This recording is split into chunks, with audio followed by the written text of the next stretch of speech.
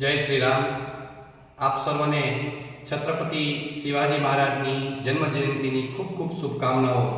હું સ્વામી નિજાનંદ ગિરી, છોટાઉદેપુર ધર્મ સાંસદ અને વૈદિક સનાતન હિન્દુ ધર્મની જે આપણે સૌએ પરિકલ્પના કરી છે એ અનુસાર આ અંતરિયાળ આદિવાસી વિસ્તારની અંદર ધર્માંતરણનો ખૂબ મોટો પ્રશ્ન આજે એક વિકટ પ્રશ્ન બની અને આદિવાસી સમાજ તેમજ અન્ય સમાજ માટે એક વિકટ પ્રશ્ન બની ગયો છે. અને મને શિવાજી મહારાજ યાદ આવે. શિવાજી મહારાજનું હાલરડું પેટમાં પોઢીને સાંભળેલી બાળે રામ લક્ષ્મણની વાત, માતાજીને મુખ જે દીઠી ઉડી એની ઊંઘ તે દીઠી. એ શિવાજી મહારાજ કે જેમણે ડુંગરો પર જઈ, કિલ્લાઓ પર જઈ અને નાના આદિવાસીને પણ એકત્રિત કરી, સંગઠિત કરી અને ભગવા ધ્વજ નીચે આખા ભારત દેશને એક છત્ર નીચે લાવી અને મોગલાના શાસનનો અંત કરવામાં ખૂબ મહત્વપૂર્ણ ભૂમિકા નિભાવી હતી. એવા શિવાજી મહારાજની જન્મ જયંતિના પ્રસંગે મારે આદિવાસી સમાજને બે હાથ જોડીને વિનંતી કરવાની છે કે આપના પૂર્વજોનો જે ધર્મ છે, આપના વડીલોનો જે ધર્મ છે, આપના વડીલો જે દેવી દેવતાઓને પૂજતા આવ્યા છે, પર્વતોને પૂજતા આવ્યા છે, પ્રકૃતિને પૂજતા આવ્યા છે, સૂર્યની પૂજા કરી, ભગવાન શિવની પૂજા કરી અને પોતાના ક્ષેત્રપાળ દેવતા હોય, પોતાના ગામ ગોંદરિયા ઈંદ હોય, પોતાના ગામના જે છેવાડા પર કૂટડો રોપેલો હોય એ કૂટડાની પૂજા કરી અને હિન્દુ ધર્મને બચાવ્યો છે. તો આ હિન્દુ ધર્મ અત્યારે ખતરામાં છે.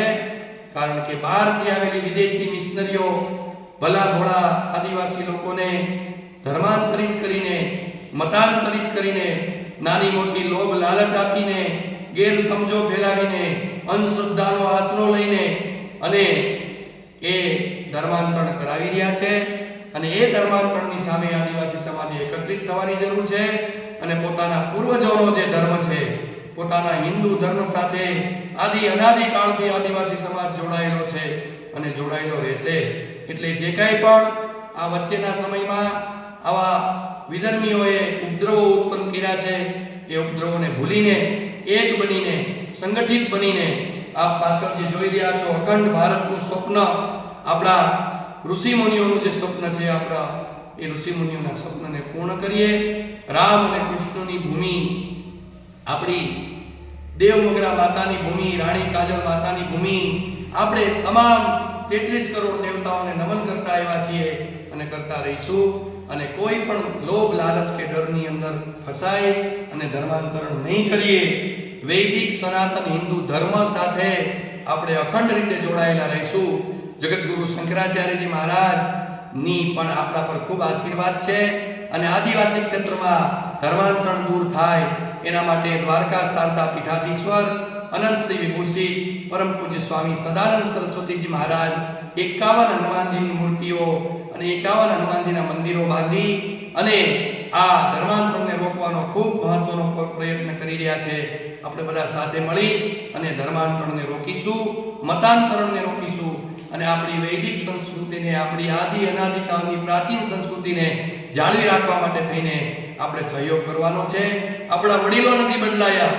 તલવારની ધાર ઉપર જ્યારે ઇસ્લામ ધર્મ ફેલાતો હતો ત્યારે પણ આપણા વડીલોએ પોતાનો હિન્દુ ધર્મ નથી છોડ્યો અને ગમે એટલી લોભ લાલચ આપી એમ છતાં મહારાણા પ્રતાપની સાથે રહેલા ભીલ સમાજે પોતાનો હિન્દુ ધર્મ નથી છોડ્યો.